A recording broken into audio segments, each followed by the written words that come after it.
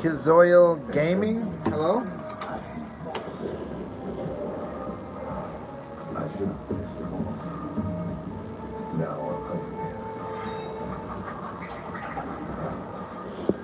I will find it.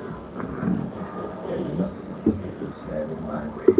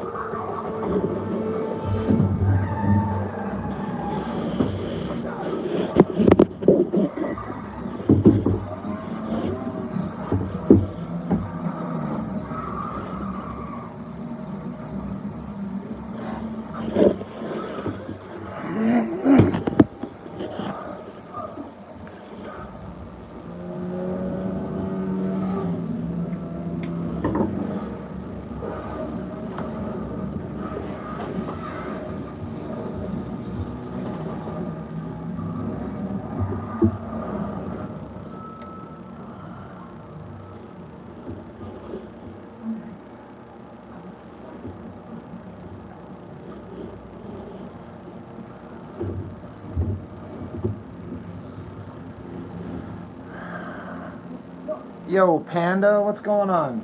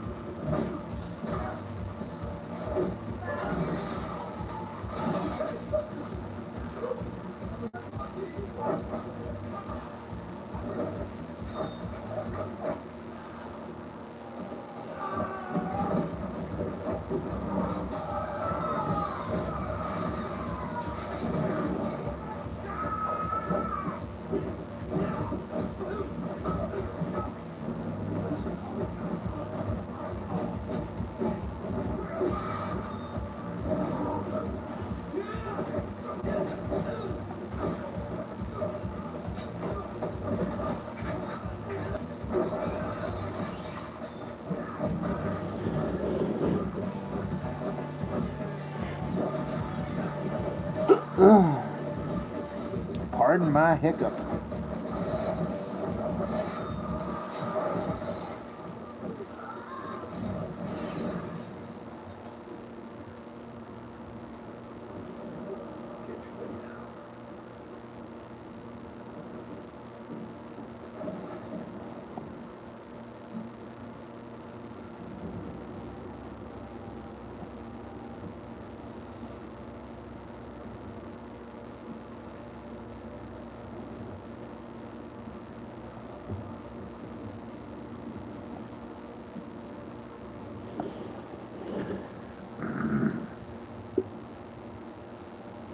Yeah, doing them tight pencils. It's just kind of my my pattern anymore.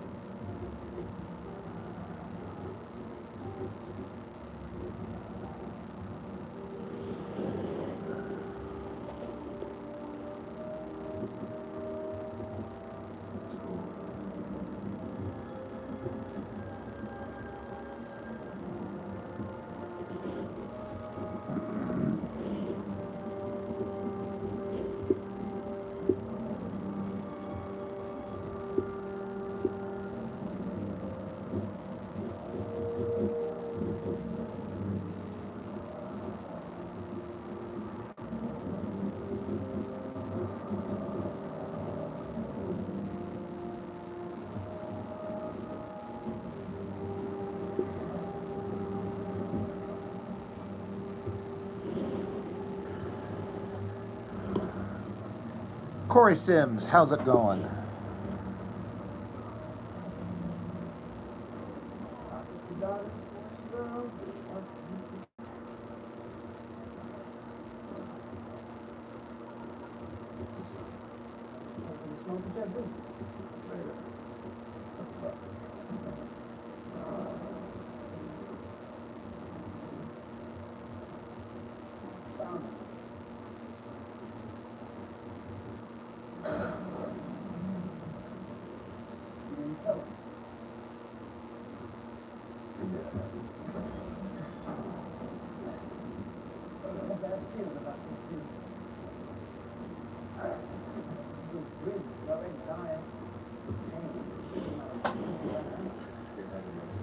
Someone sane. Hello, sir. How are you doing, Gayton? Hope you're doing well, man.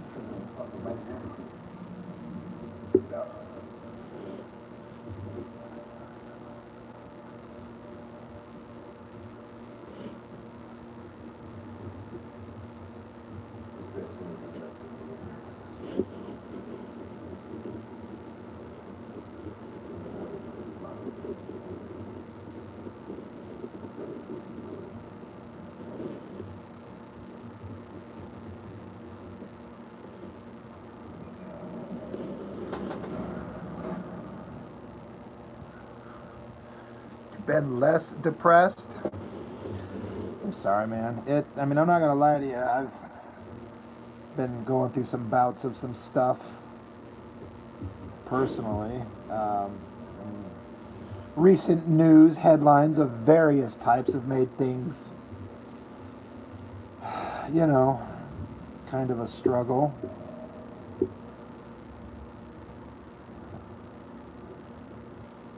But I hope you're doing all right, Gayton.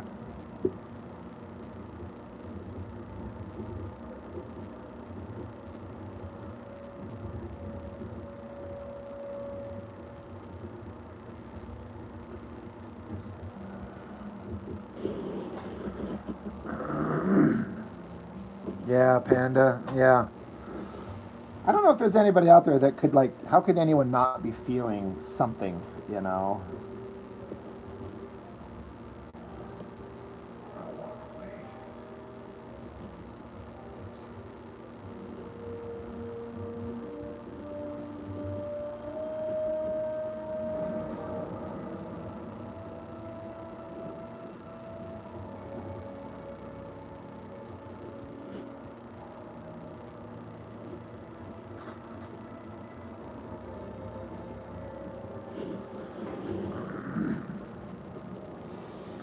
Dax, what's up?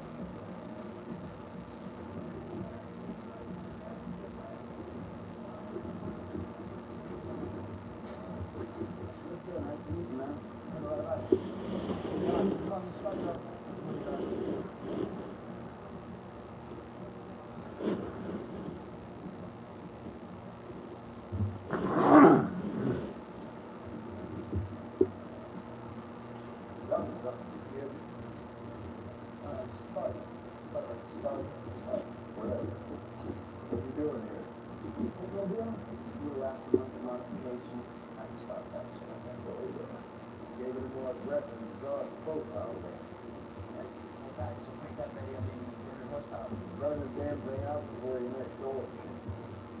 So you dig up this shit for them. What's the problem, Papa? That Roscoe got a fucking blood clot for 2 years. Get out and find some jerk off fucking with a light fork and jeopardize our whole operation. Save your fucking old our operation. Our operation, not the children's operation. You have white.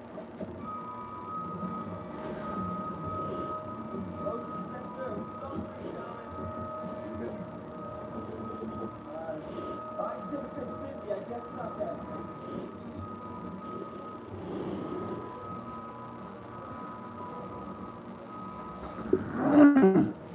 Magnesium flare. Got the security system scoped out. Whoa. I don't trust you.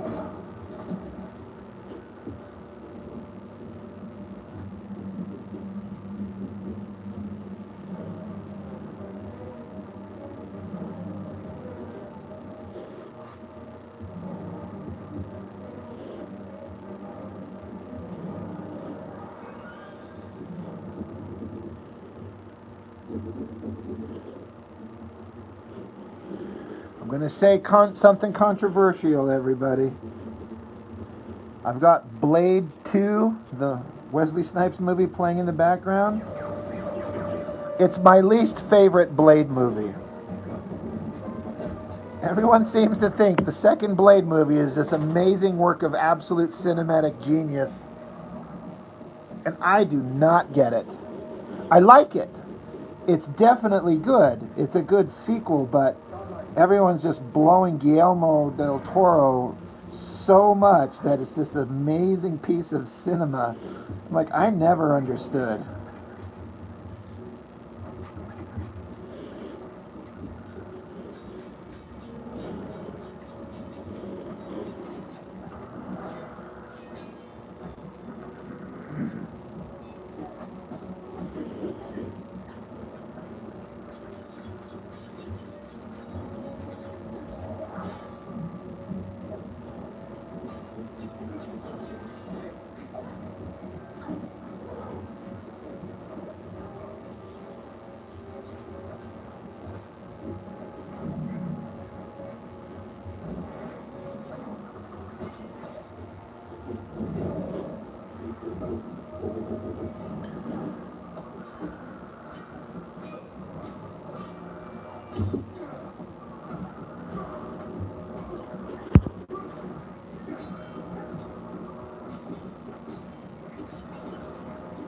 You know what, Panda?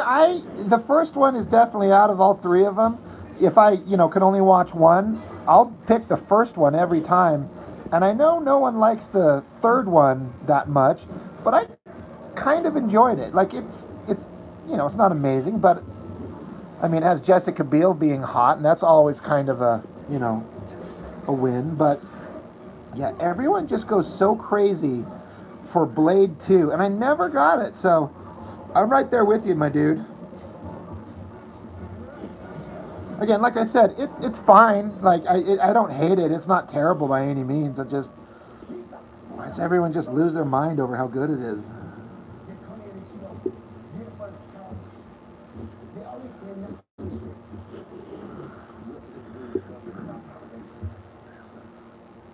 Yeah, again, the first one, I don't know, the first one had a little bit more of an edge. It was R-rated, right? And all the others were not.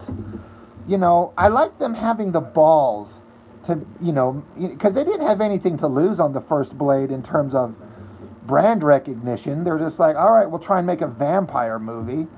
But it's just more darker, and I like the directing on it better. And then they all kind of got a little bit more nutless as they went on. Because it's like, we got to make it PG-13 to get more people in the seats, to make a franchise.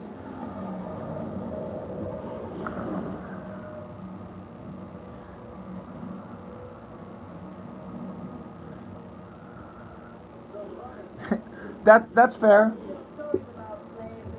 You never expect too much from a sequel, because then maybe you'll actually be surprised if you're lucky. I get that.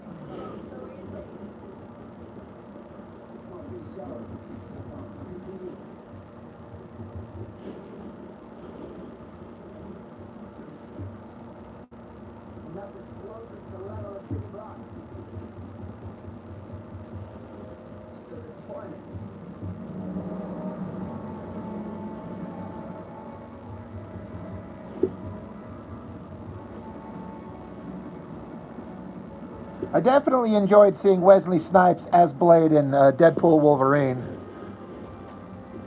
Um,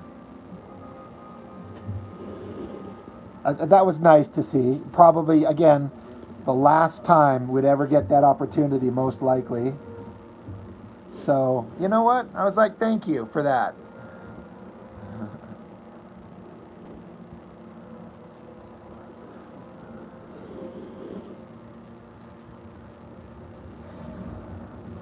I gotta say, I don't think the CGI in some places even held up for the time.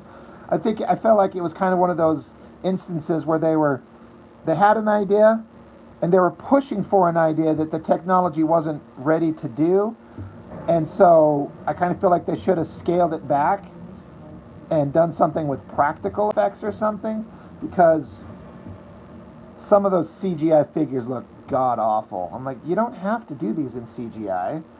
Just get creative with the camera work and animatronics and costumes.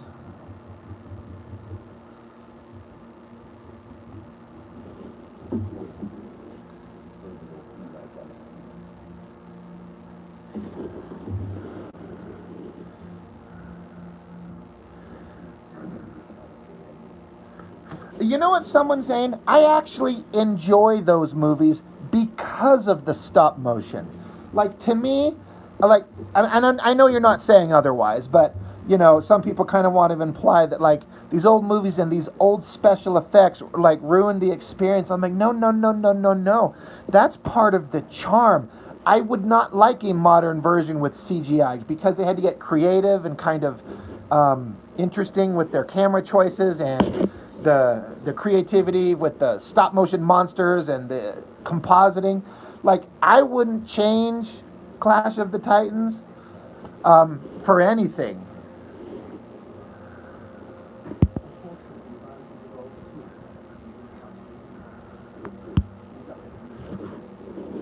But again, someone said, I know you're not saying otherwise, but yeah, I enjoy it not in spite of it, but I enjoy it because of it.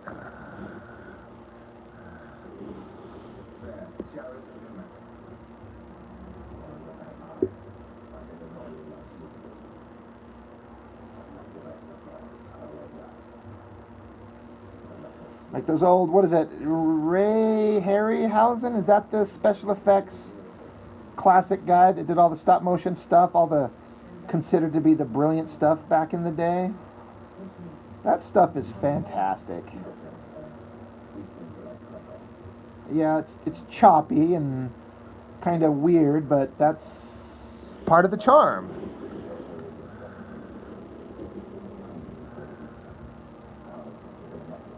Yeah, yeah, you like it just the way it is. Yeah, same here. Again, I know I'm repeating myself, but I know you weren't saying otherwise. I'm just for the sake of vocalizing it to the group. I wish that, well, I was going to say I wish that, but I think movie studios are going to have to actually pull their heads out of their collective dumbasses and scale back the budgets on movies, because people just aren't going in the numbers that they used to. You have to have some kind of like amazing thing to get massive audience numbers to show up to a movie anymore. It's possible, like Top Gun, Maverick killed at the theater, and like I never watched that fucking stupid Barbie movie because I'm just not interested in the slightest. But that made a killing. So there's audiences that want to go, but they've just kind of lost all the goodwill. So it's like they have to get creative again, and make leaner, smaller budget things that rely on performance and story more than over-the-top CGI spectacle, which is what I would want anyway.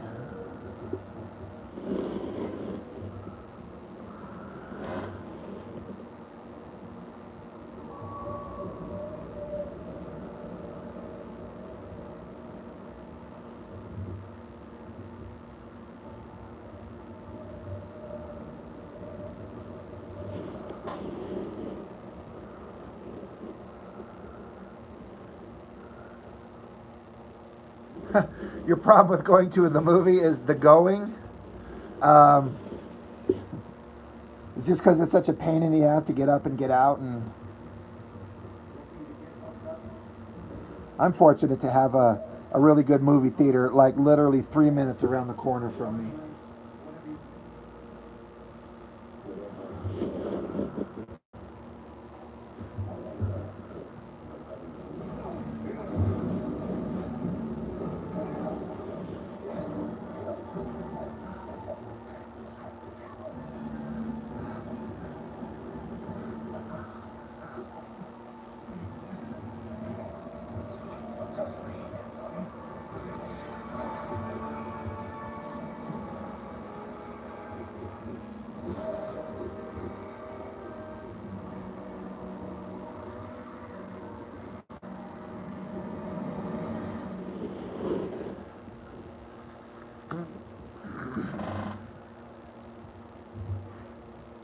Yeah, I definitely get that. That's why I also try to choose my time, Gayton. I'll go on a weekday early in the day, or if I go on a weekend, it's, an 11 o'clock, a noon showing. I'm not going to go in the evening when all those aforementioned jerks, just like you're talking about, are there.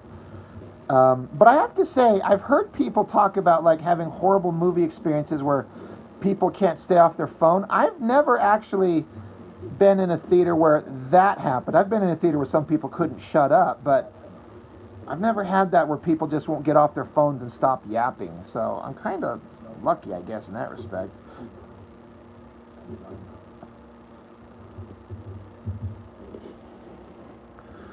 But it is expensive.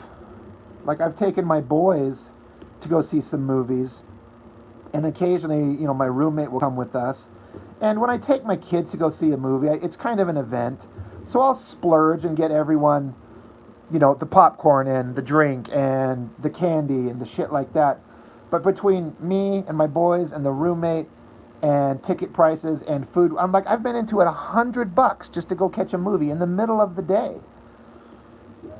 And I know that's a lot, but I do it just for my boys to kind of like have an experience with them. They're kind of worth it, but not all the time.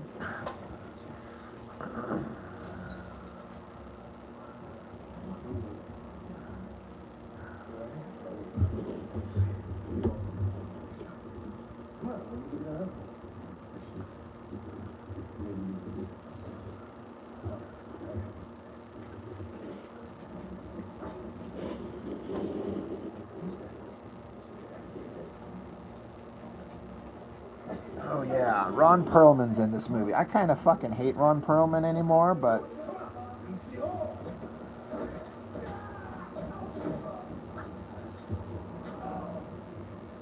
it's kind of the case with most actors. They're all a bunch of dumbasses anyway.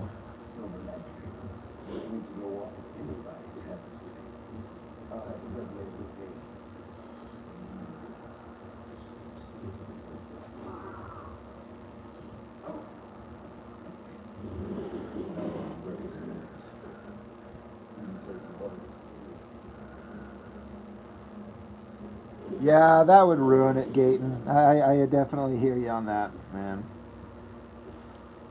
It does have to be a very special event to get me to go pay to see a movie. I'm trying to think the last time I was like super excited to go see a movie, like, oh my god, I can't wait, was I think it was the sequel to Dune, which I loved the first one, and I liked the second one a lot, but it wasn't as good. Saw Fantastic Four. It was fine. I saw Superman. It was fine.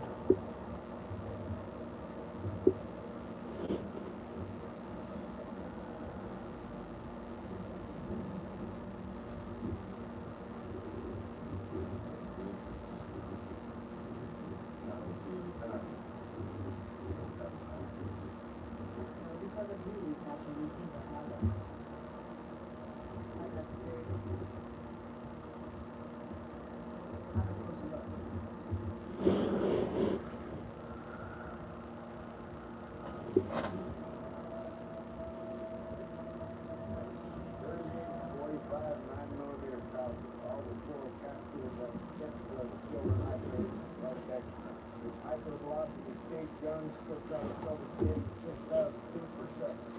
Since you shut the door like gun lights, modified gun rental license. Someone said it's been before COVID from the last time you saw a movie? Dude, that's been years, my dude. I mean, I get it.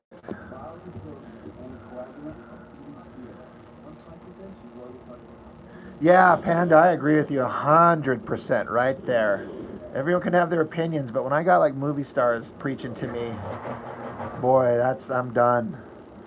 And even some of my favorite like big time actors, I just kind of like, no, I'm done. I don't want to hear it anymore.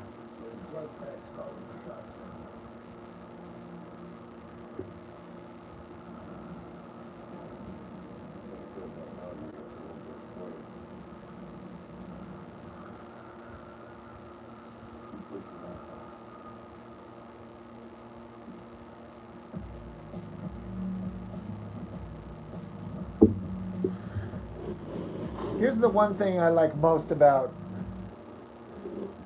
Blade 2 is this song. Eye Against Eye. I've listened to it 1,000,000 times. Here it goes.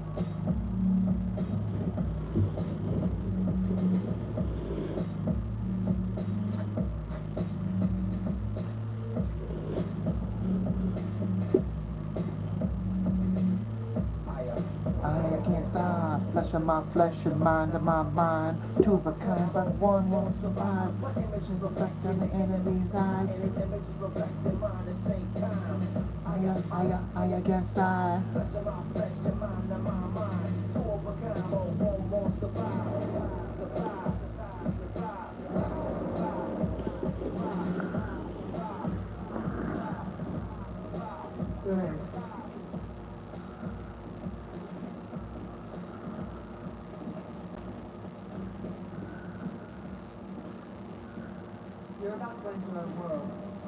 Well, see, someone's saying my problem is that so many movie stars are so fucking detached from real world reality because of the insane hyper financial super mega rich bubble that they live in.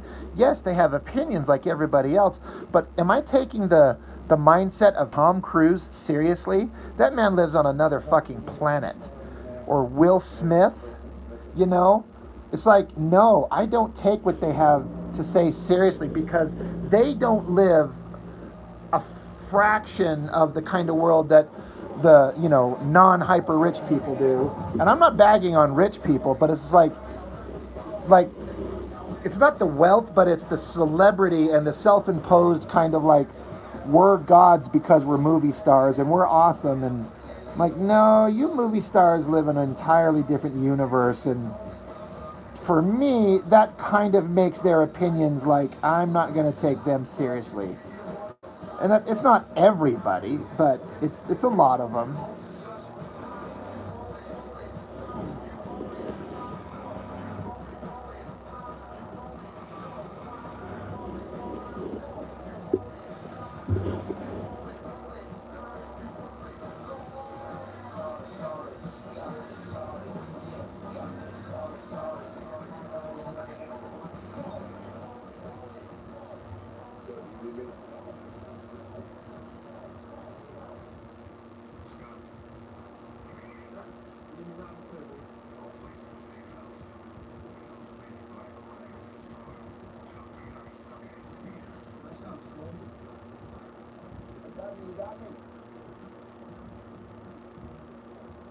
Yup.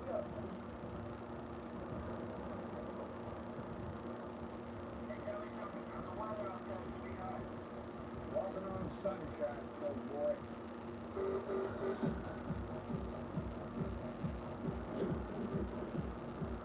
Look at the company boxes up in the sugar. I'll tell you what. Why don't we just get this here out of the store?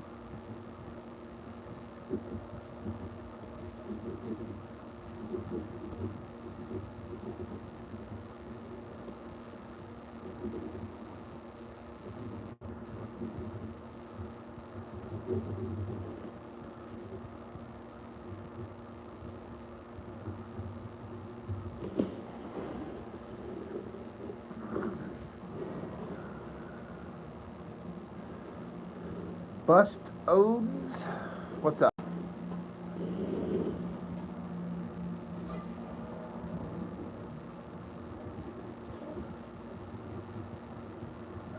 Mother of love. We got half an hour to sunrise sooner on. Hurry up.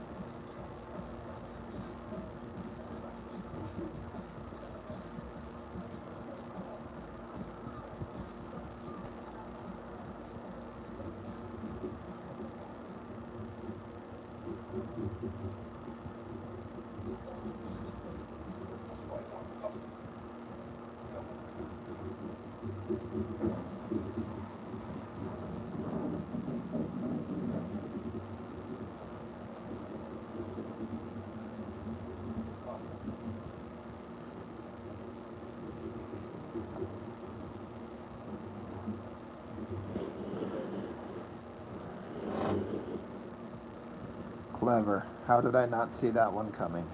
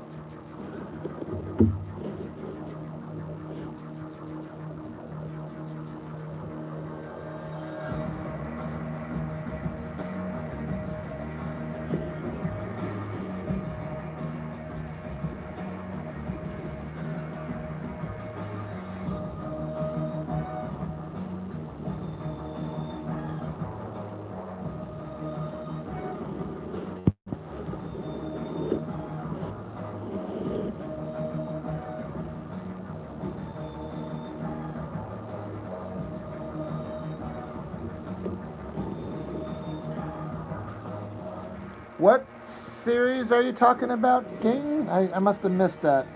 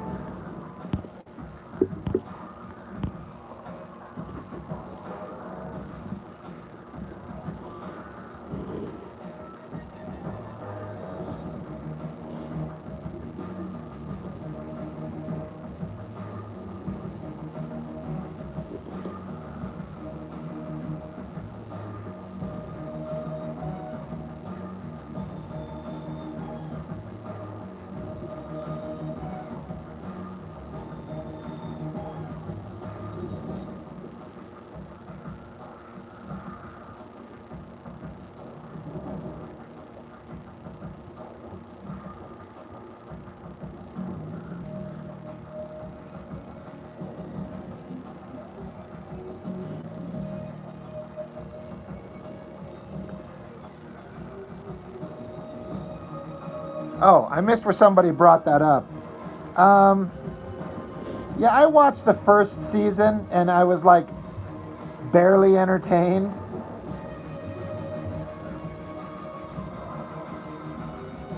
Um, I firmly stand behind the idea that that show doesn't work without Jenna Ortega. She's the only thing that holds it together. And the only thing that kept my interest was kind of her charisma and her kind of star power. But boy, do I never need to watch it ever again. And then season 2 came out, and I'm like, no interest. Um, and then my roommate, she enjoyed, Wednesday, or this season 1, so she was kind of excited for season 2. And so she started watching it, and she eventually comes out of her room, and she's like, it's kind of boring. She's like, I'm several episodes into it, and I can't get into it. I don't think it's as good. I'm like, oh, well, that's good for me to know, because now I'm affirmed in the idea I'm not missing anything.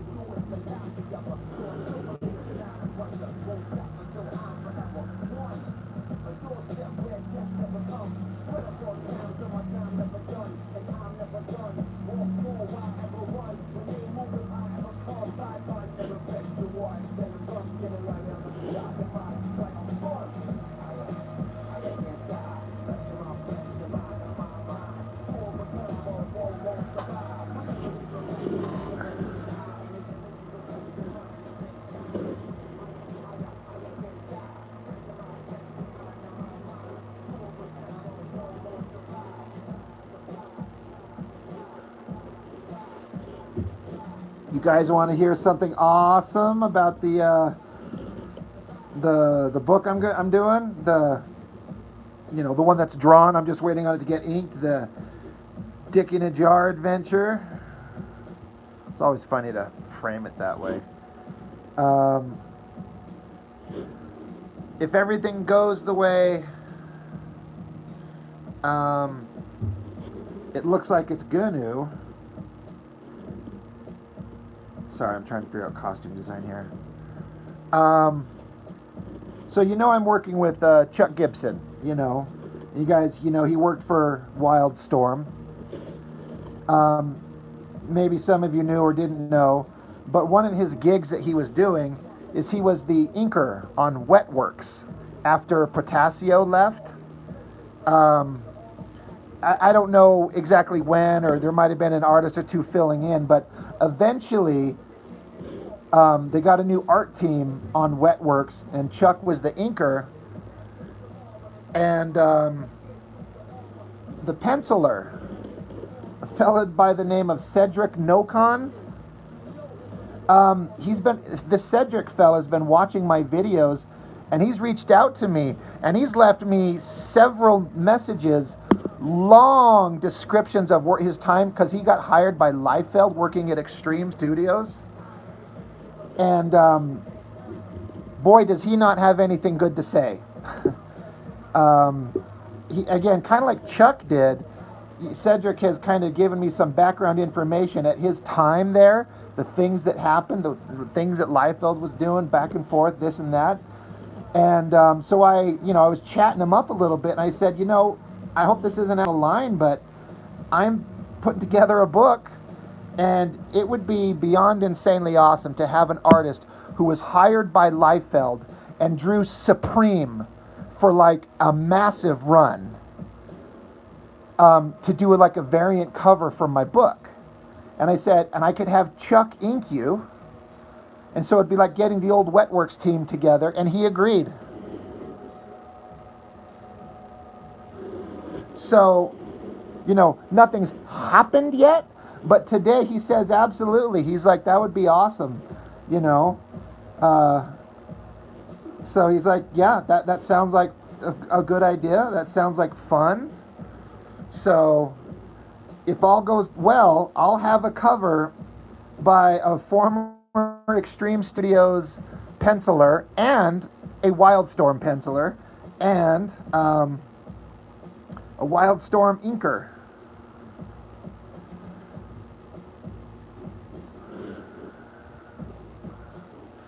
Yeah, it's crazy.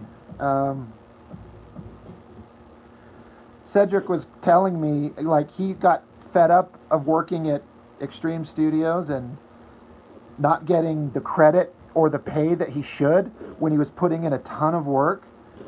And so he got sick and sent his portfolio to Jim Lee, and he said that I got a call from Jim Lee and asked if I could drive down to meet him. And so he said that Jim Lee kind of sat him down and said, I want you to draw this book, but I need you to lose the Extreme Studios vibe. That art style that all those guys have. He was like, Wildstorm wouldn't put up with that shit. He says they wanted good art that Extreme didn't. And so he said that Jim Lee said, I'm going to personally approve every page you send in. I'm going to give you some art direction to kind of teach you. And so eventually he got on there and he, was drawing Wetworks. And Cedric told me that he gave Chuck Gibson all the credit for making his pencils look good. Because he said that Jim Lee said, I'm going to put a good inker on you. Implying he hasn't had any good inkers over at Extreme Studios. So he said, I'm going to put a good inker on you, and that was Chuck.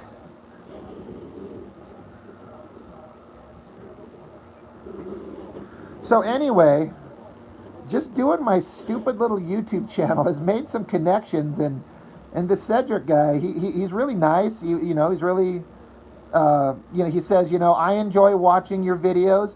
You're kind of keeping those 90s comics alive. He says, I've sent your videos to some other Extreme Studios guys, specifically the ones that Liefeld doesn't like anymore. He's like, some of us are like blacklisted from him.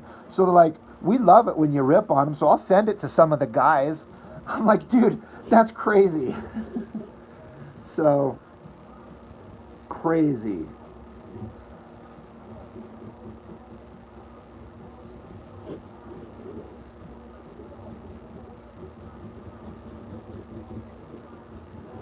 But again, just the idea of having a Liefeld parody book and getting one of the guys he hired and drew for him to do a cover. It's crazy.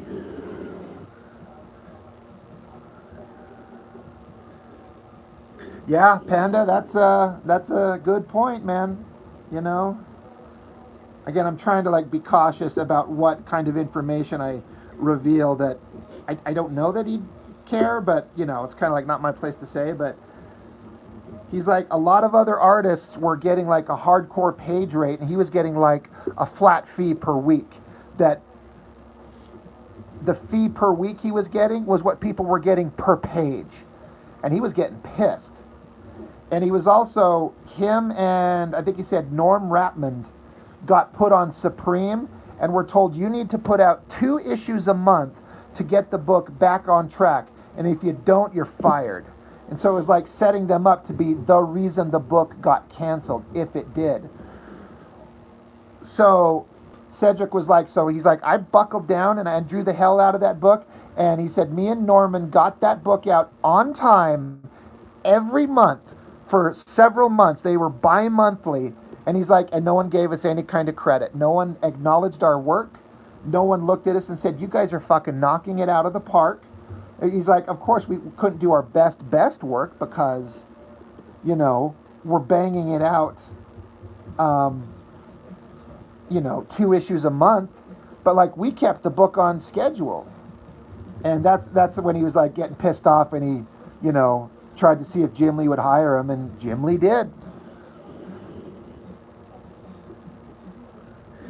Yeah, Cedric was saying him and Anthony Wynn were the guys who were not like yes men and actually stood up to Liefeld and kind of didn't put up with his shit, which is why they're blacklisted. He said like there was like a Extreme Studios reunion some years back. They weren't invited. He's like, it's absolute bullshit. So crazy.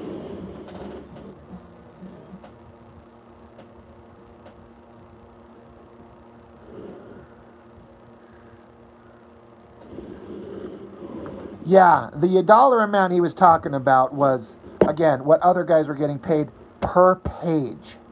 So $350 a page or $350 a week.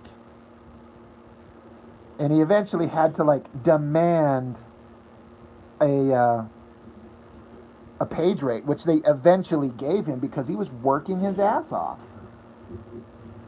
So, but yeah, he hit me up because I actually asked him about a week ago and he never responded. I was like, oh shit, I might have pissed him off. But he got back to me. He's like, yeah, I'm sorry, I got a lot going on, but you know, he's like, that would be fun. He's like, I think it's great what you're doing and I enjoy it. And he's like, looking at these books makes me remember a time when I was an artist in that era and makes me appreciate it. And it's nice to see other people keeping it alive. I'm like, oh, well, shit. That, I mean, yeah, that's, it's humbling, you know. It's nice to hear people say that, especially some, you know, professionals or even former comic professionals are like, thanks for doing what you do, dude. I'm like, oh my God.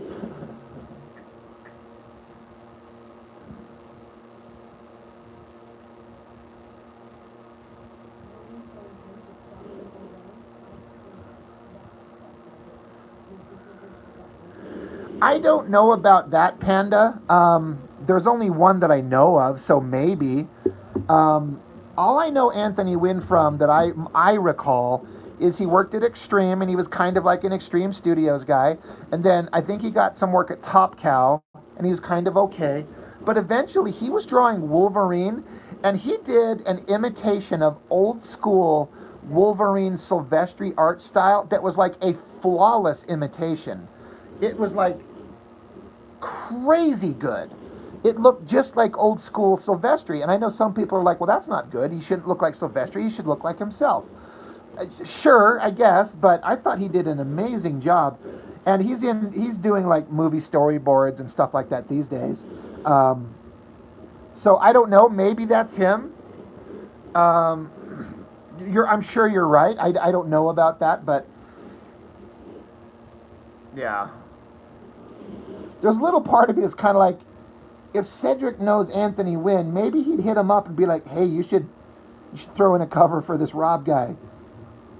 And again, it doesn't have to be much, just like a quick sketch, and then Chuck would ink the shit out of it and add all kinds of stuff. We'd color it up and then have like covers from, how awesome. Just one is going to be awesome, but if there could be like two, how great would that be to like, these guys used to work for Extreme Studios and now they're doing variant covers for my Liefeld parody sequel book.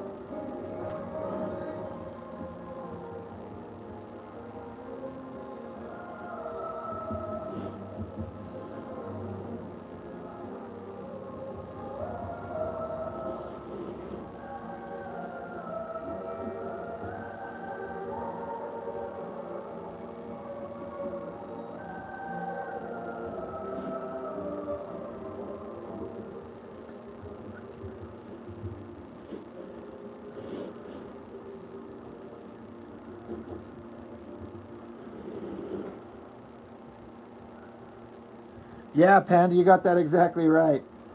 When I used to do live streams, I just wanted to listen to just music just all the time, but I've gotten sick of everything that I like to listen to. So I've tried listening to movies. Sometimes that works. I can't cue in on anything that like I want to listen to this. It just all starts bugging me. So, yeah, but you're right. That's exactly what it is. It's Edward Scissorhands. So good ear, man.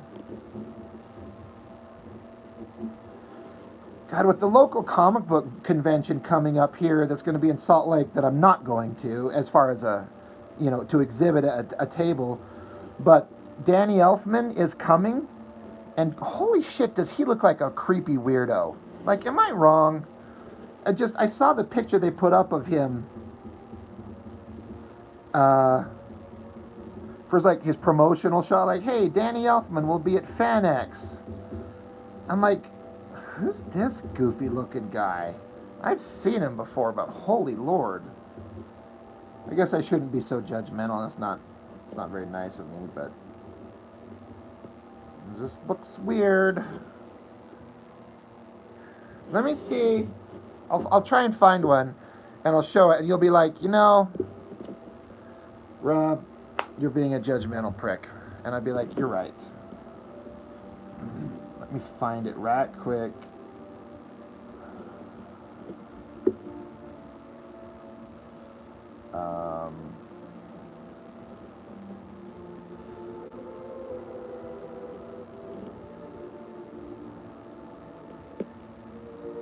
Hey, John Schneider from the Duke Boys is going to be there. Oh, there we go. All right, I screenshotted it real quick because it was a video clip. Are you ready, Panda? Are you ready? There's your Danny Elfman. I mean, he looks like a creepy grandma or something like that.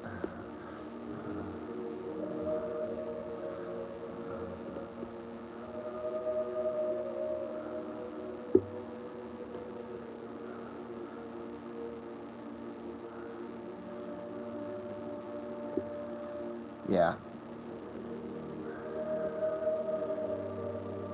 Okay, so maybe it's the hair. Because I know I've seen him before, but I'm like, how am I, like, what happened here?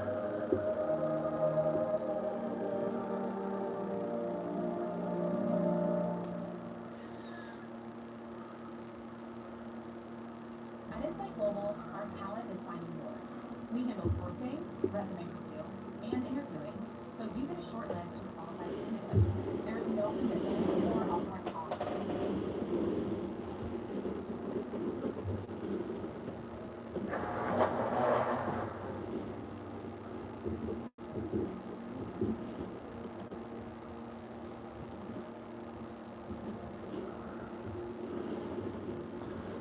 That's fine. He can look like a weirdo. He's done some of the coolest movie music I've ever heard. Back in 89 and 90, I can't tell you how many times I listened to the original Batman score, like non-stop. And not the soundtrack with the Prince music, though that there was that too, but like the Batman score.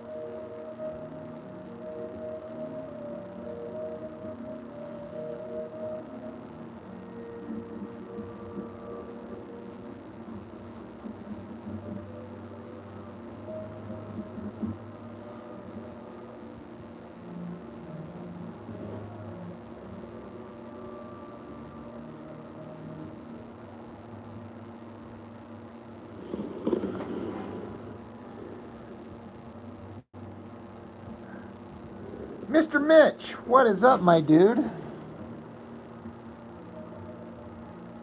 I saw that page you were drawing yesterday. It looked fantastic, of course.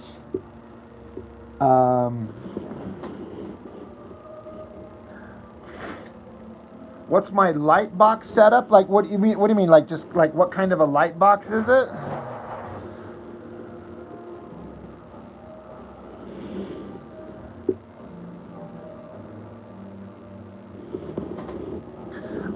Did you ever see the one Ed Piskor had? Did you ever see those videos where he had his big old light box out just as like a point of reference?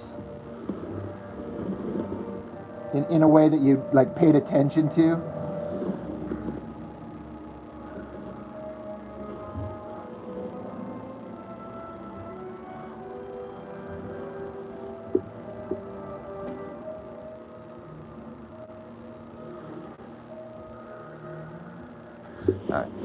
Well, here, let me show it. Let me shut that shit off for a minute and shut that shit off for a minute and let me lock my page down so it doesn't fall.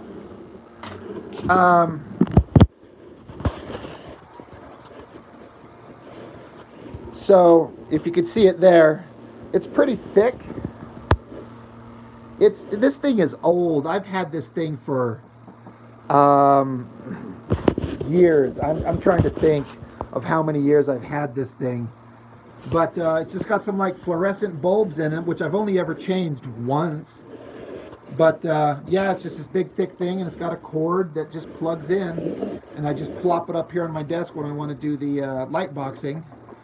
And so I crank off all the lights, you know, like I'll turn off this overhead light there, and then flip the switch on, boop, and then I'll have this. I've got this thick. It's like a backing board from a tablet of blank Bristol board. It's like the backing on it, and then I have the page on one side of the light box, and then I use this thing to block the excess light on the other, and then in theory get clean pencils. Yeah, low maintenance, I keep wanting to get I know there's light boxes out there that are like LED and way thinner than this. I just like big size as well, so I've thought about buying one of the new ones, but I'm like, the one I have works fine. The only downside is it's big, it's bulky, but I consider it carry-on. God damn, I just ripped my page.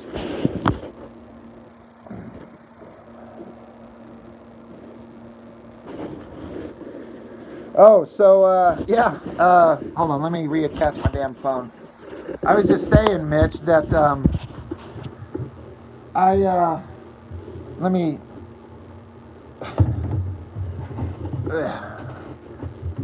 Oh, half of this isn't on. Son of a bitch. Come on. There we go. I was actually contacted in the last couple of weeks by the former Extreme Studios penciler and Wildstorm penciler Cedric Nocon. He hit me up and he told me that he enjoys my videos. He thinks that they're fun. He especially likes the ones where I make fun of Liefeld.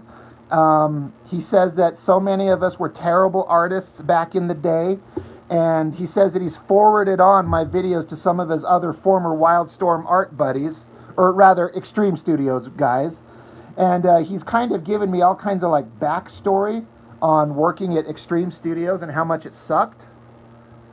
No, they are not. He's been blacklisted.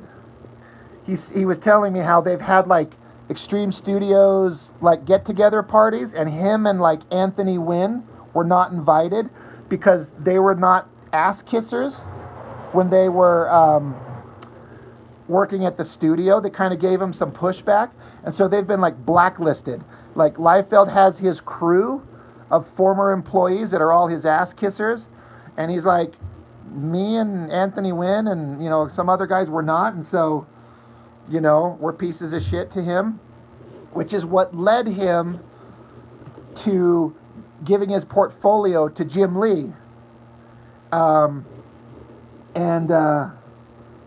so Jim Lee brought him over, and again, I'm just quoting what Cedric told me. He says, Jim Lee called him and said, before I hire you, I want to meet you. Come down and meet me. So he says he drove down on a Saturday night to somewhere in California, met with Jim Lee, and Jim Lee said, I want to hire you, but before I do, I want to talk to you. You have to lose that Extreme Studios style. You got to lose it, because he's like, Wildstorm, we got to have better art than that. And he said that Jim Lee said that, I'm going to put you on this book, but I'm going to give you a good inker. And that good inker was Chuck Gibson. And he said, I'm going to art direct you on Wetworks until I feel like you've got a handle on it. And that's how they got on to drawing Wetworks for a big run. And I asked Cedric today, well, I actually asked him about a week ago. He finally got back to me. I kind of hit him up and said, hey, I'm doing a Liefeld parody book.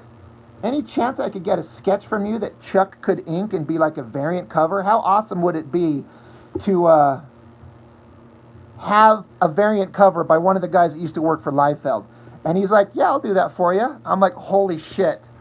I'm going to have a variant cover by Cedric and Chuck, the former art team on Wetworks. You know, assuming everything goes the way I hope it does, you know. Nothing's actually happened yet, but he said he would love to. So I'm like, holy shit. Like, I was already excited just to be able to say, I've got Chuck Gibson inking it. He worked for Jim Lee, you know? But now I got Cedric, who's like, he drew Supreme.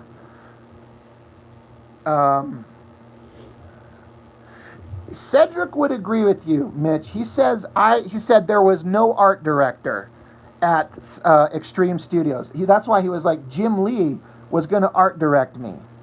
But he's like, Extreme had no art direction. He says we were terrible. He said that he was terrible.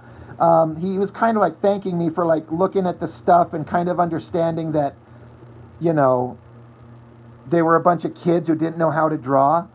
But I never picked up Wetworks past Will Spartasio drawing it, so I don't know what his Wetworks stuff looked like. But that I believe, right? for real.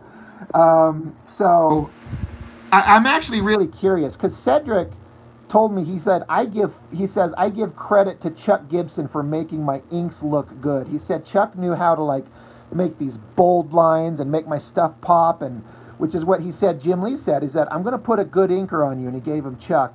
And so now I want to track down all the Supreme issues he did, and then I want to track down the Wetworks that he worked on. You know, because Chuck inked it and Cedric penciled it, and so yeah, this is kind of a recap of the story that was going on earlier.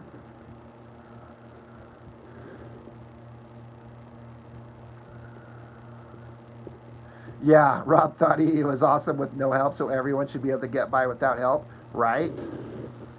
And he said he was pissed off because they were only paying him a weekly rate, like a flat amount per week, that was the same as other artists were getting per page. And he's like, and then he said Supreme got way behind schedule, and so he said Liefeld put him on that book and told him and the inker, you guys have to do 2 issues a month to get it up back on schedule, and if you don't, you're fired. So he said him and Norm Ratman buckled down and produced Supreme at a 2 issue a month schedule, never missed a deadline, did the best they could, and never got any kind of like kudos from anybody. Like, hey, you guys are fucking kicking ass.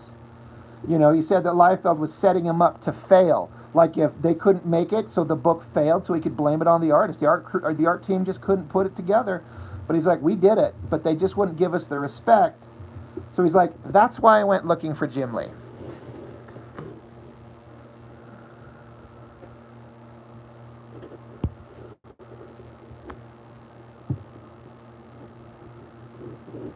Yeah, Panda, just like Blood Force, Mitch is saying that, yeah, Wetworks is Portasio's creation. That's his thing. He sold it to Jim Lee years ago and will never ever see it again.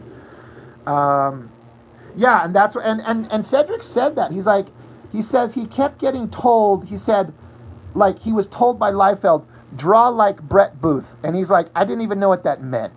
And then he's like, being told, draw like this and draw like this. And he's like, can I just draw like me? Can't I just draw in my own style? And again, these are all things that Cedric messaged me. He sent some long messages, dude. And he said eventually they let him draw in his own style. And he felt kind of some personal satisfaction a little bit. But just not getting any credit and not refusing to be an ass kisser. He's like, I got to get out of here. I got to go find something else. And so he got hooked up with Jim Lee and Chuck.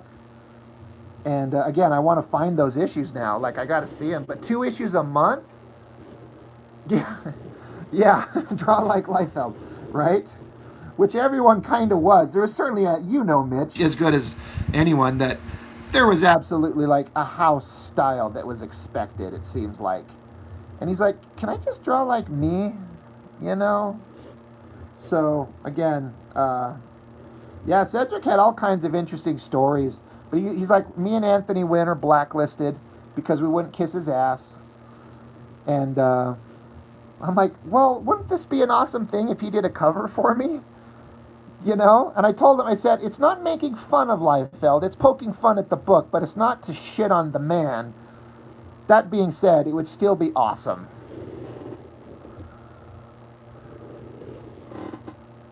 Yeah, Liefeld is fucking petty as shit, dude. He's full of his... He's a fucking twat.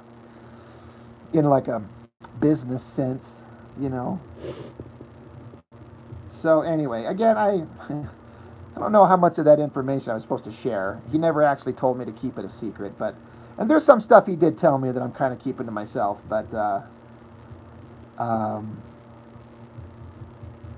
He told me that there was so much like... Right, yeah, and today, Mitch, he said he would do it. I told him, I said, look, I'm probably out of line asking you. I said, I'm broke off my ass.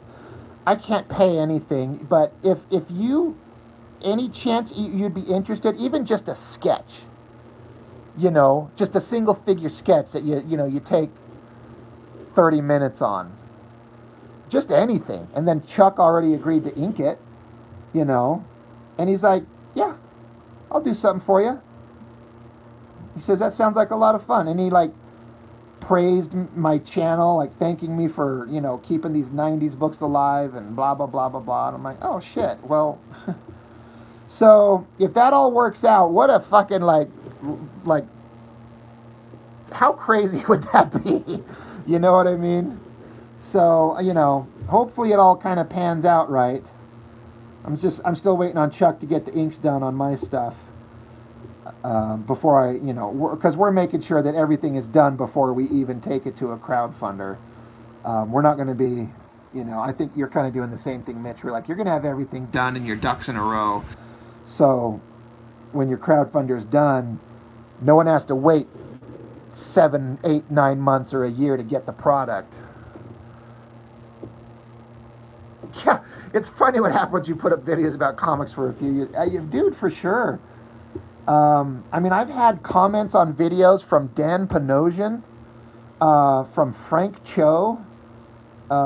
Ethan Van Sciver showed up one time. I think I mentioned you guys that in a live stream. And then, of course, obviously, making Chuck's acquaintance. So, it's just crazy.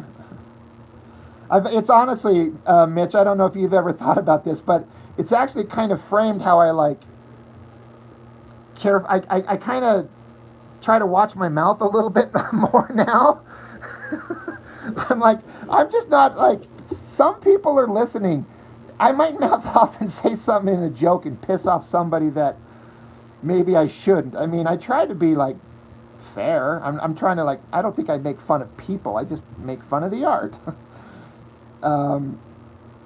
When it's that bad, but it's kind of like made me like, you should kind of frame what I say a little cautiously.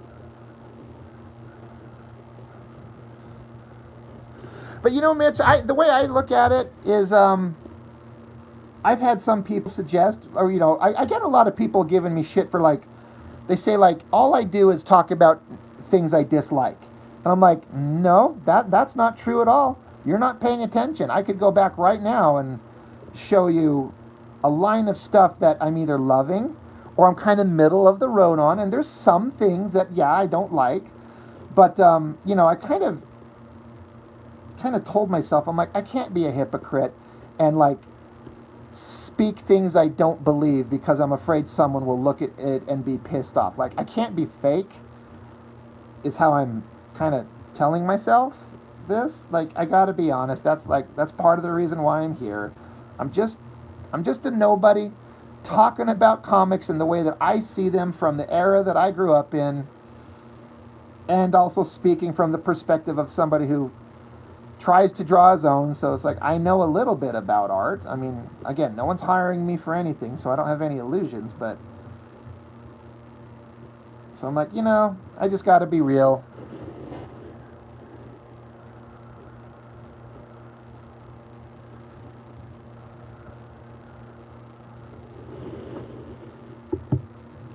But I do kind of like be a little more cautious. Like tomorrow, I've got a video coming out. I know I looked it up, Mitch. You did it 2 years ago. The Deathmate Red.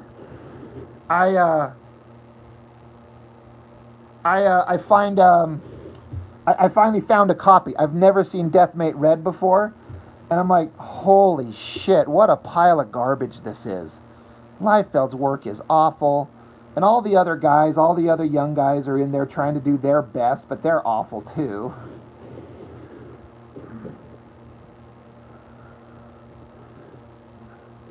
Pandy say, yeah, Rob, you have entire playlists of videos where you dive into comics you like. You have mostly good remarks about Dragon. I mean, I don't think I've ever said anything bad about Dragon.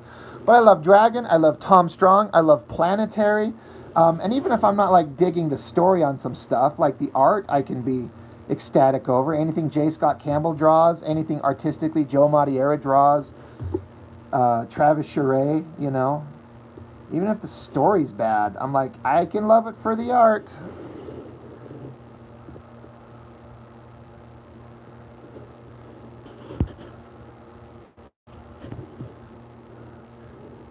Yeah, you're right. Like they're trying, they're doing the best they could do, and that's what Cedric was saying to me. He's like, we were a bunch of kids. He's like, we didn't know what we were doing, so we were just trying our best. It's kind of like Dan Panosian, He was always a good inker, but he was never a great penciler. I remember years ago, I found him online somewhere, and I asked him, like, what happened to change your art style, man?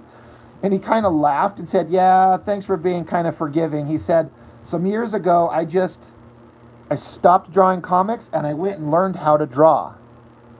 Like, he's like, I took some classes or whatever the hell he did. He's like, I went and learned how to draw, and that's why he's so different now, and he's so good.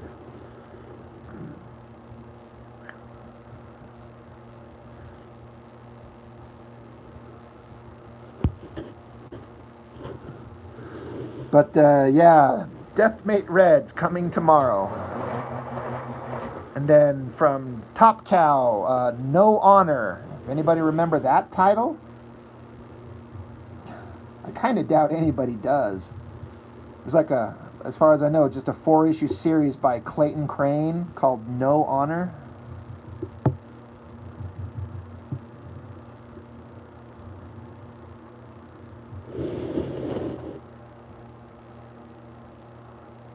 You don't remember that one, Mitch? It's kind of okay. It came out in 2001. It reads like a movie pitch. It's about the story's about a modern day, like, burglar, like a thief, like a professional thief that, like, climbs up glass buildings from the outside and cuts the glass open and sneaks inside and steals shit. Clayton Crane's really good. And this is the first thing I ever saw him do. But the shtick of this story is that he's there to steal the samurai sword, and when he steals it, he pops it open, and the blade he thinks it's rust, but it's actually blood.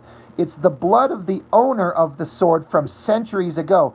And when he cuts his finger on it, the spirit of the samurai that used to own the sword, which has been trapped in the sword, now inhabits his body and speaks to him. So it's kind of a Venom thing, where there's two voices in one body. And then whenever the burglar guy gets the sword and pulls the blade out, the samurai physically takes over his body and can fight like a samurai. Because the burglar, he's not a fighter, he's just sneaky. But now he's got the fighting prowess of a samurai, and they're talking to each other.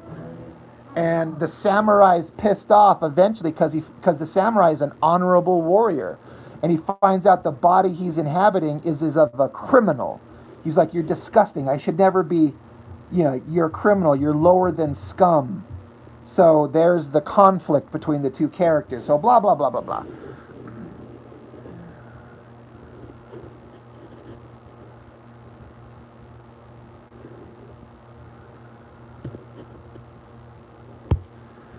So anyway, I didn't care for the story too much on it, but artistically it's pretty good. Although it looks like a Todd McFarlane, Greg Capullo style, which I'm not a huge fan of.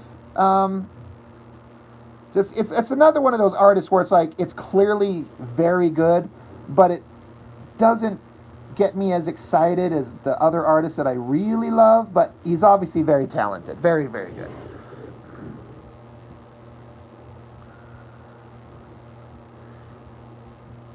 Yeah, Mitch, I'm like you, dude. I ain't getting involved with,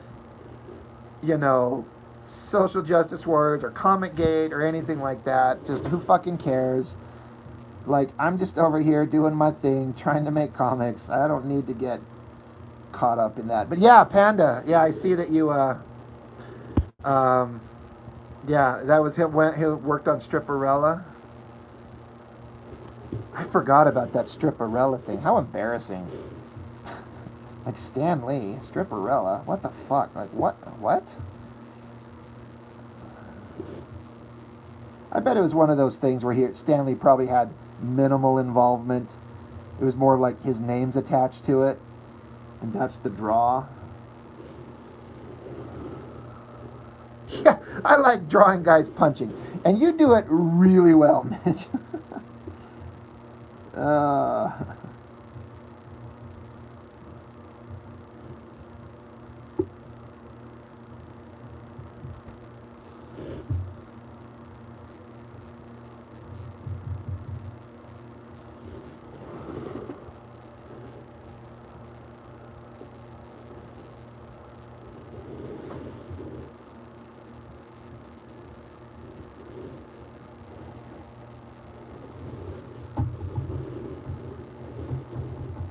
Mitch, I guess I was going to ask you, so you're getting your entire comic colored, right? Like you're putting out a colored book, right?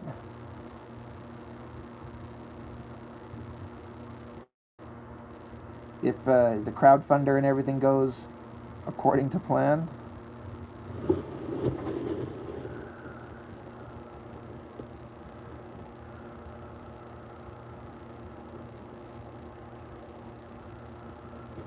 Okay, so I've just seen some of those pages you put out there. Is that kind of like doing a test kind of run? It's looking really good. I'm just crafting mine around the idea like it's just going to be black and white. It's just I'm not even daring to think about color. I don't know if I can get that far.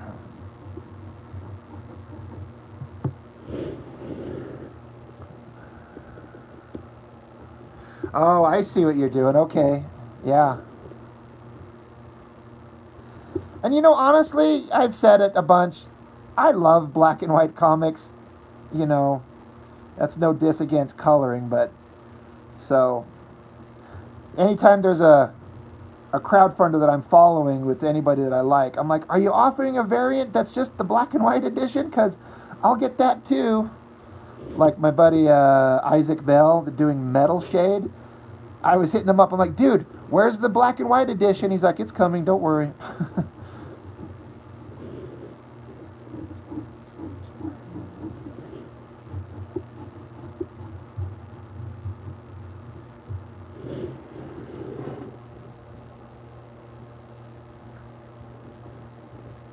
Oh wow, that's awesome, Mitch. Yeah, got to grab those opportunities. It looks really good. Yeah, I've seen a couple of the things you put up there. And I really like the one with the girl, the cheesecake cover. I thought the coloring on that came out really well.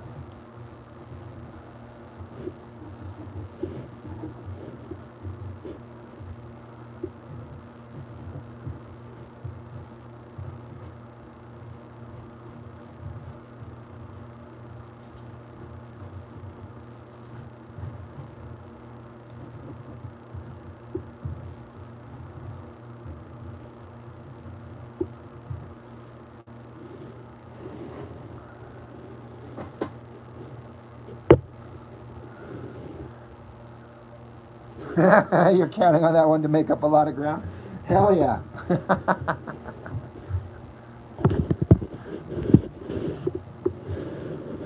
team, group.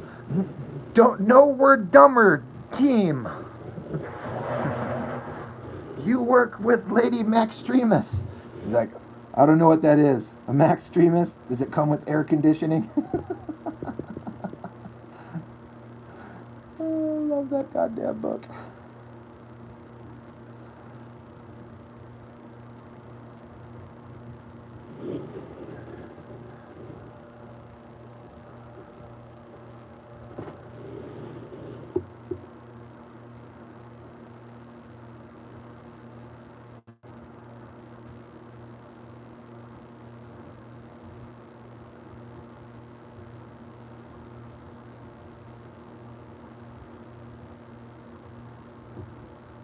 God damn this pencil. The lead keeps snapping.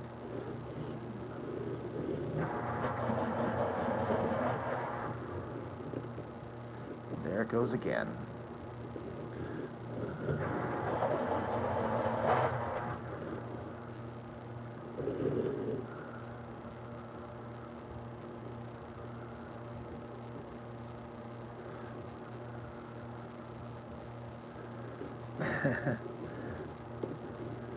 Have you ever thought about putting out like the first two together as like a thicker book?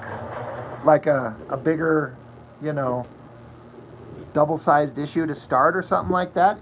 Because I get what you're saying. You know.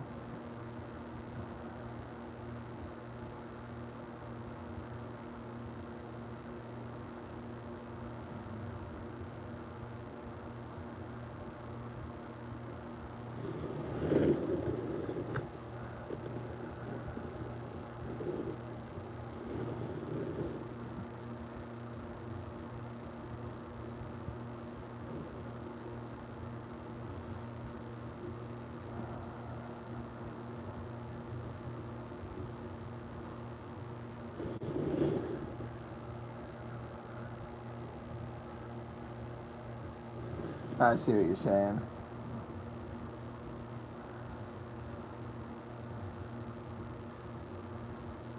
Well, I can't wait. Do you have a theoretical idea when you're going to launch? I've probably already asked that, and you probably answered. Like, are you looking at like October, November, December, or something like that, or is that still kind of up in the air?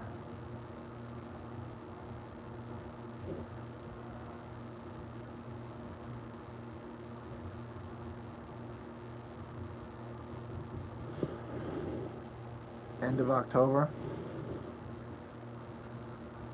So if I can get, I mean, again, I'm just kind of waiting on Chuck to get finished with things, but I was thinking in December or something like that to try mine.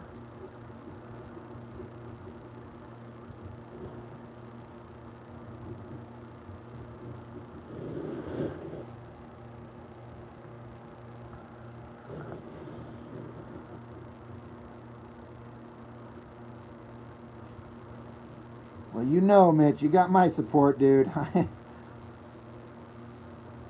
don't keep a secret about it. I want to see that thing.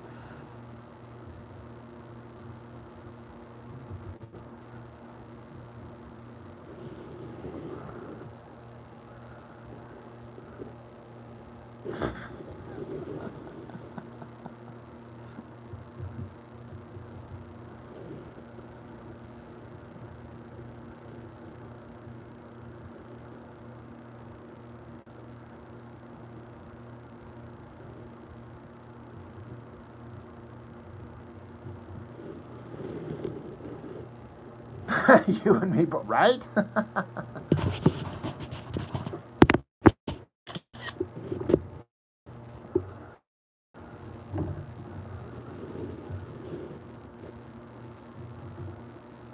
Kind of getting ready to wrap up here, so I'm just trying to hurry and just get this last guy blocked in before I get rid of the light box.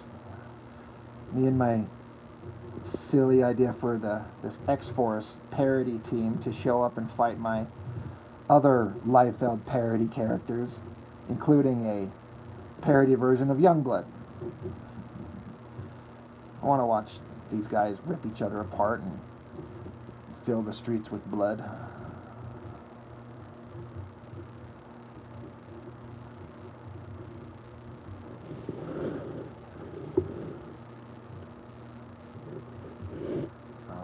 forgot to draw. I gotta draw on her hand here, holding a gun. That's a pain in the ass.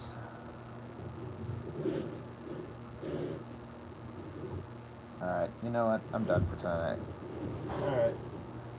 Let's lose the light box and see what kind of slop I've got on here.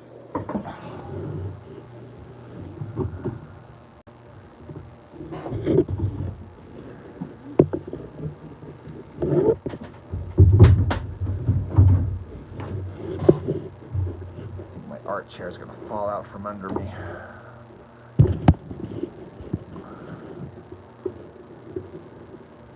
There we go.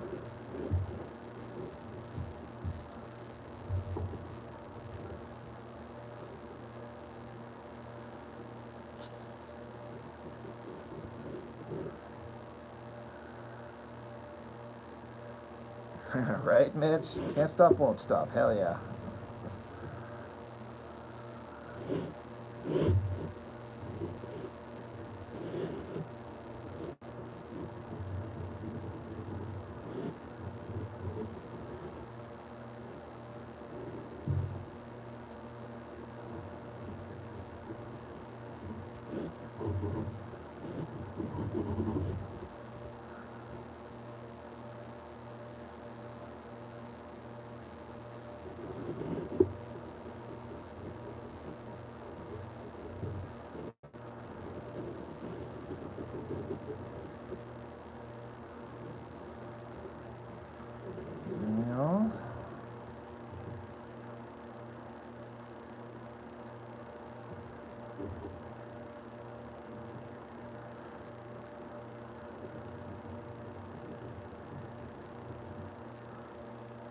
What's a good alternate name for, like, again, this is like my X-Force stupid version of these characters. But this character is going to be the Domino character. But so I was thinking of giving her a name that's like, you know, instead of Dominoes, like the game, but like a different game. So I was thinking of her name being Checkers or Uno. What are some other games, like, you know, physical games that you would play that would be like a good, ridiculous alternate version instead of Domino?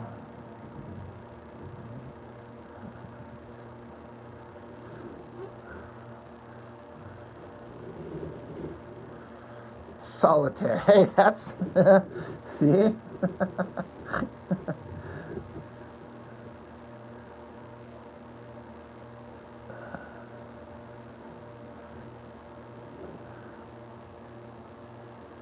Risk. Oh, there you go. Huh.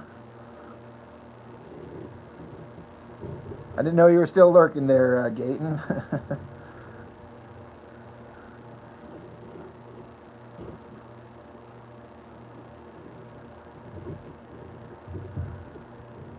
Again, most of these characters are going to end up like dead real quick because I'm going to have a X-Force team show up and then a Youngblood team show up, and they're just going to start slaughtering each other.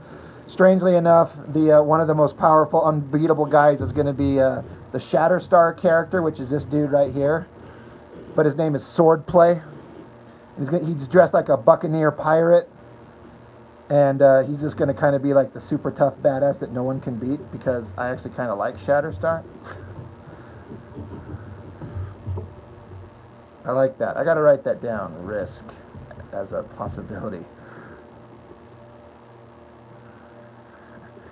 No, you're good, someone said. I get it. Solitaire, I actually kind of like that too. Because originally I'd settled on Checkers just because it sounds stupid. You know, I'm like, Checkers. Like, they're supposed to be stupid, you know. But then I was like, Uno? Like one shot, one kill?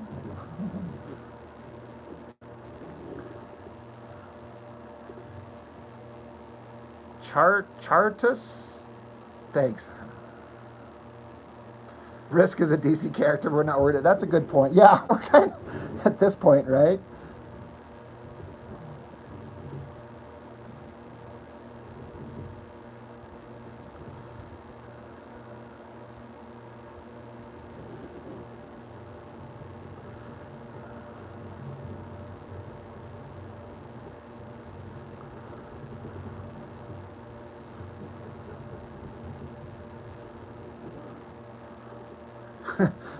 Well, I guess there's a level of stupid. I guess it's kind of hard. It's one of those things where I'll know it when I see it. You know, Mousetrap is funny, but it doesn't fit the.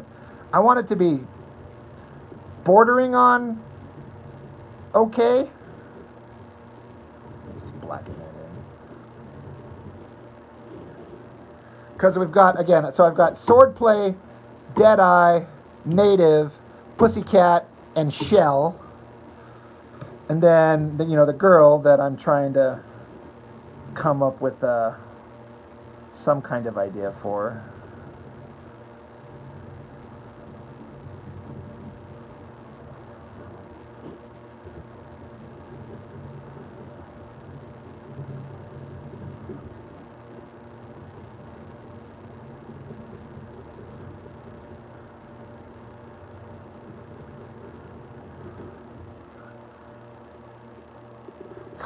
Apparently another name for dominoes is muggins. What does that sound like? It's like the English version. Yahtzee.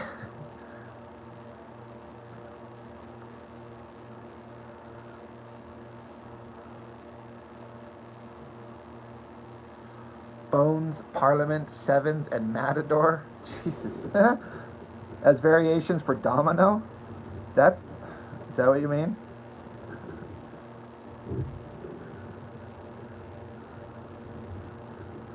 I was even thinking like Connect 4? Like, no, that's stupid. But they're all funny ideas.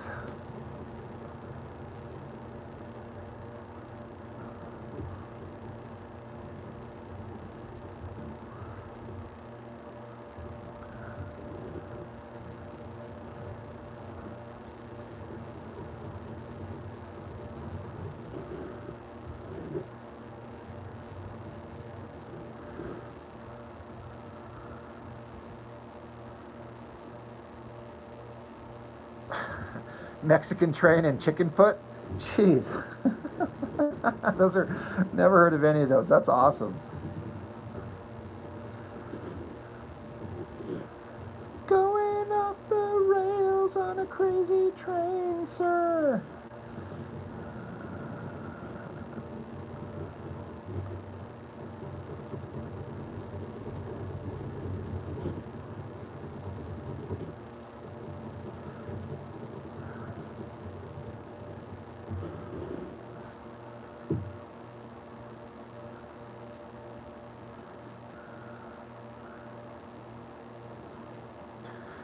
Chicken Foot, take the left flank.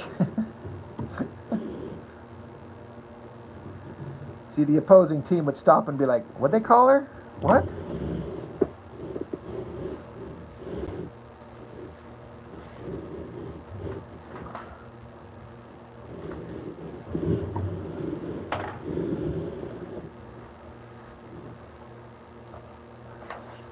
These are my original, like, sketches for the Youngblood guy, or the X-Force guys. Just trying to refine them into like a more finished drawing just cause. Then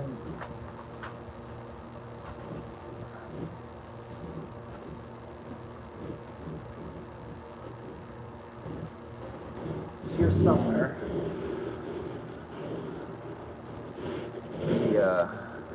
My initial sketches of the Youngblood guys.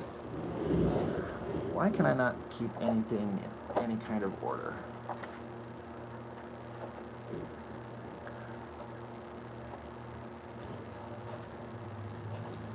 Where the hell?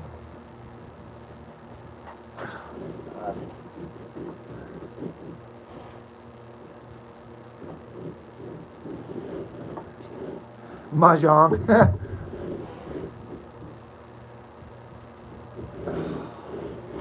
This is pissing me off. I can't find this thing. It's sitting right here. I just saw it yesterday. There we go.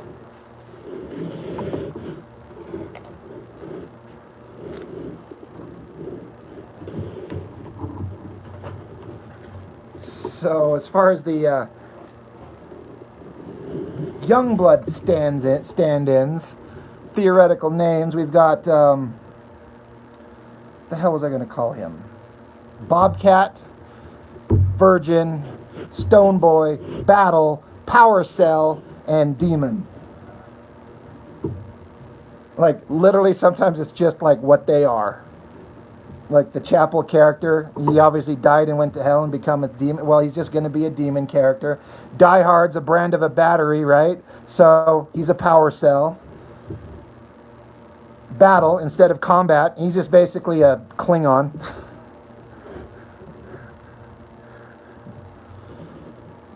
I'm trying to come up with something more clever for the stupid Badrock guy, but I want Badrock to get fucking murdered. Then instead of Vogue, it's Virgin. And instead of Cougar, it's the fuck, Bobcat. I gotta go name a guy, but at least just picking a random word from the dictionary. That would actually be funny. Oh shit, here comes asbestos. Like what? Like he's poison. I mean, I guess that makes sense.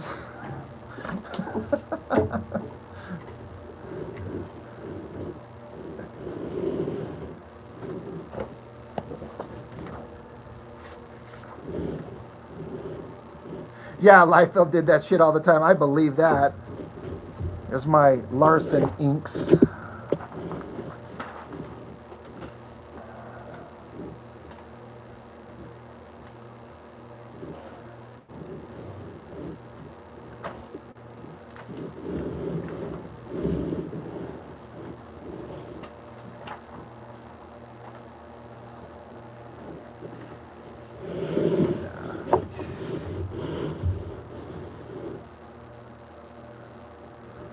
There's Kill Snap, Stab, Laser Fag, and Tuma.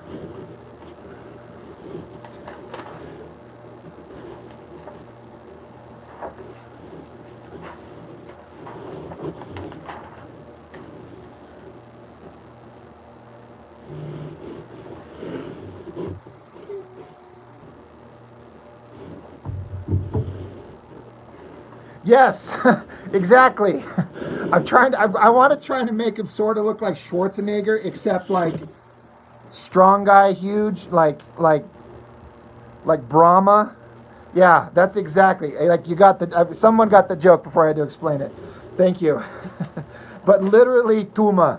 And I think the guy's just going to go around the entire comic spouting like just Schwarzenegger movie lines. Again, it's not supposed to be serious.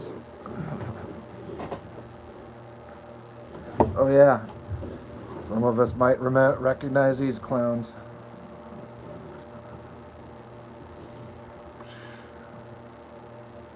They're not clowns, they're awesome. Naratuma. Yeah, that's exactly what it is. Fuck. I can't believe it's 10 o'clock. Only the best team ever. I will not deny that, man. I will not. Mitch, here's what in Fantasyland, we do this for a couple of years, and, you know, you're making your comics, I'm making mine, we get them out there, and then, like, we do a crossover, like a one-off. And, the Blood Force versus whatever the fuck my guys are. and then we could hype it as a 3-issue miniseries and pull an Image comic like Image United and then just not ever finish it, but it's intentionally made to not be finished. Leave it on a god-awful, horrible cliffhanger or something. And it's just like, and then that's it. You're never going to see the next one. We're trying to do our best Image Comics impersonation here. You're down? That would be fun. That would be awesome. I mean, come up with the cover for issue 2, right?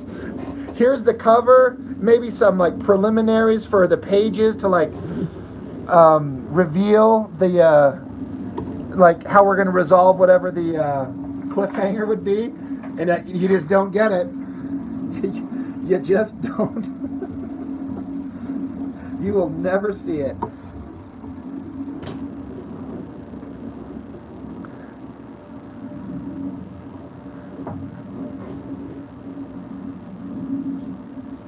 Oh, the possibilities.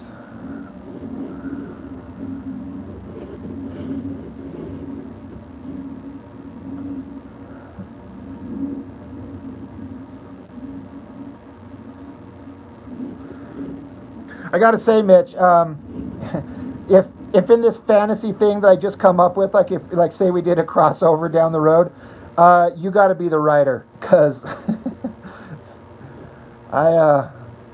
I'm fully on board with the idea that you're much better at that for sure. Not to put any pressure.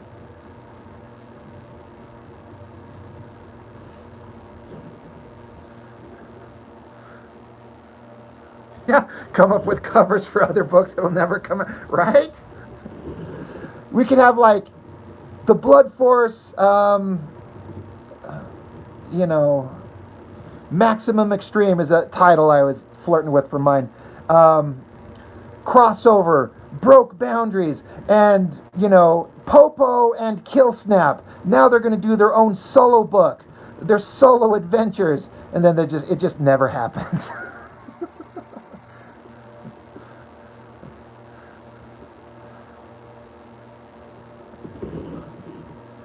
People be like, what the hell, guys?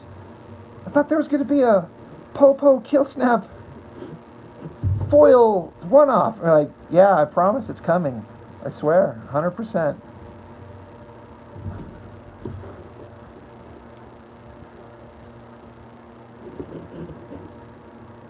And we'll hire Todd McFarlane to do a cover. And then Liefeld will offer to do a cover, and we'll tell him no. Wouldn't that be fucking the most amazing thing? I'm sorry. Sorry. It's not funny when you make yourself laugh at your own stupid jokes.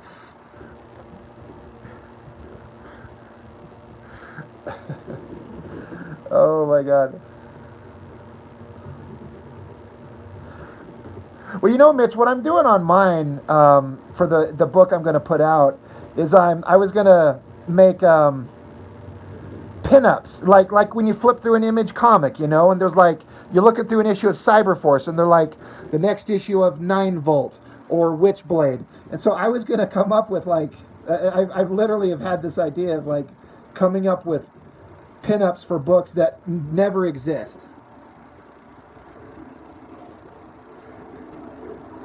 And at the same time, like, I'm going to put up pinups of like my brother's comic, which will exist. And then my buddy Jason, he's got a book he's putting together that will exist, so that'll be in there. And then it'll be next to some other pinups that were like, well, when's this book coming out? I'm like, never. It's just a fake ad. Like, I'm going to have a letters page and everything with fake letters where people wrote in and are disgusted by the book that I made. Yeah, no, you tell him yes and sell it to him like it's serious. See? There you go. He's like, oh, that would be a great comic book. I can't wait to be part of this project.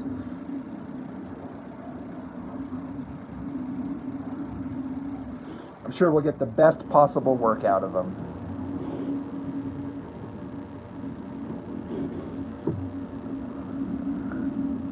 Right, see? He does one of his best. No, it'll be a figure standing in a void floating, or jumping in a void floating, and then some other heads floating behind him.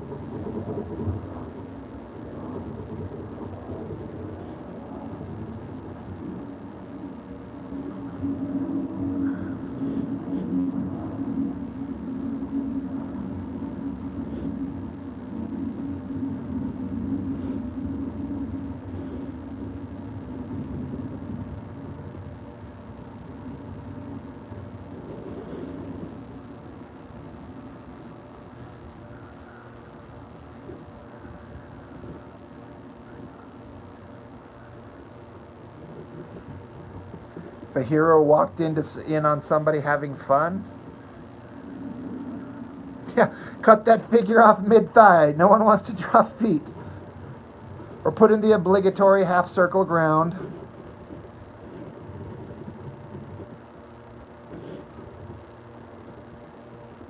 There's so many possibilities.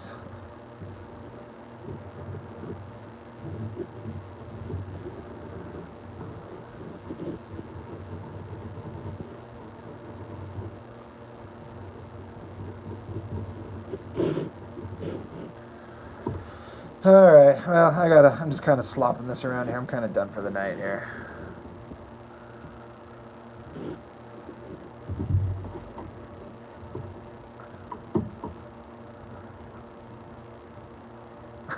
The problem solving of they're all standing behind a pitcher's mound, right? It's like because the figures don't all line up on the same plane, and so their feet would end at different horizons and shit. It's like dirt.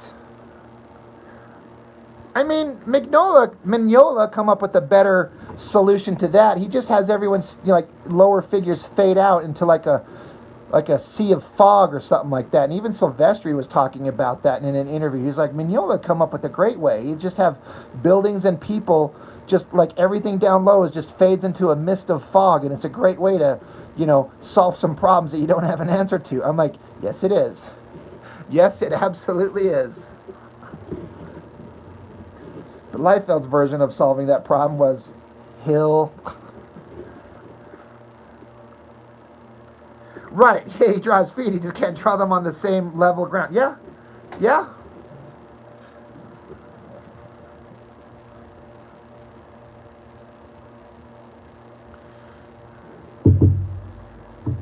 Alright guys, this has been fun. I'm going to bounce. I was only going to do this for an hour, but we went 2, but we got some fun conversations going on, so I got to get out. I got to get to bed. It sucks. I don't want to. And I got a job where I can't really call out. I mean, I can, but it really fucks things up, specifically for me, so.